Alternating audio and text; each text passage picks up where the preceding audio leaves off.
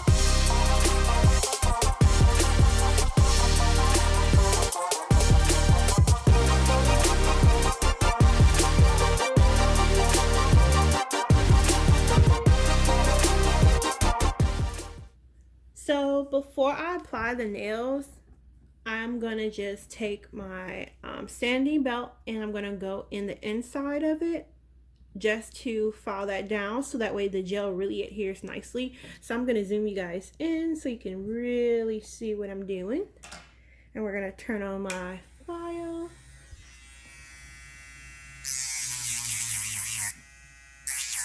And you just wanna go down about as far as the client's natural nail is. And I lean back towards the cuticle a little bit so that way when it grows out, it's still nice and flush.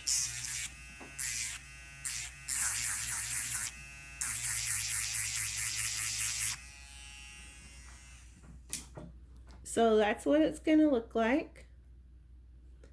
And then you're just gonna brush this little guy off and do it to the rest of them. So I'll show you guys when we're done.